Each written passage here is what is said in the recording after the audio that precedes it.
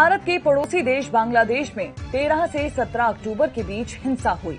हिंदू पंडालों को तोड़ा गया, उनके घरों को जलाया गया, उन पर हमले किए गए।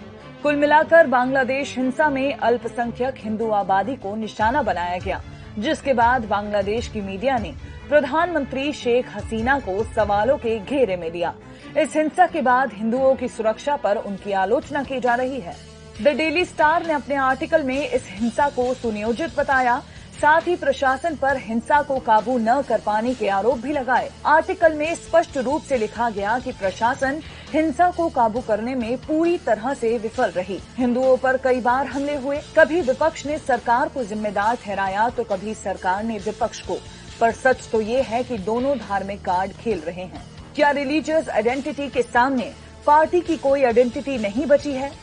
वहीं इस हिंसा पर ढाका ट्रिब्यून ने अपने पुराने आर्टिकल का जिक्र करते हुए लिखा कि हमने पिछले हफ्ते दुर्गा पूजा की सुरक्षा के चाक चौबंद को लेकर एडिटोरियल लिखा था। उम्मीद जताई थी कि इस बार देश की हिंदू आबादी सुरक्षित महसूस करेगी और खुशी खुशी अपना त्योहार सेलिब्रेट करेगी। हम अब फिर से एडिटोरियल लिख रहे हैं, लेकिन दुर्भाग्य की बात है कि इस बार हमें दुख व्यक्त करना पड़ रहा है। बांग्लादेश की हकीकत को बयां करते हुए ढाका ट्रिब्यून ने लिखा कि बांग्लादेश खुद को सेक्युलर मानता हो, लेकिन असलियत तो ये है कि यहाँ अल्पसंख्यकों के लिए जगह नहीं है। वहीं न्यू एज ने सरकार के एक्शन पर सवाल उठाए।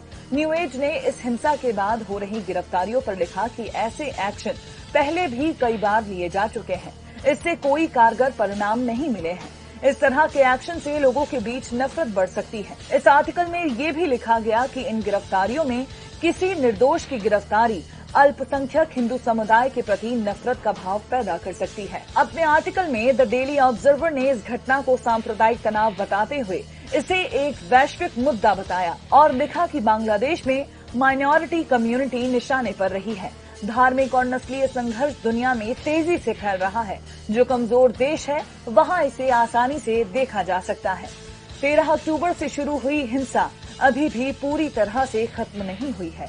वहीं मीडिया रिपोर्ट्स के मुताबिक हिंसा के मुख्य साजिशकर्ता हुसैन का साथ देने वालों की पहचान हो चुकी है।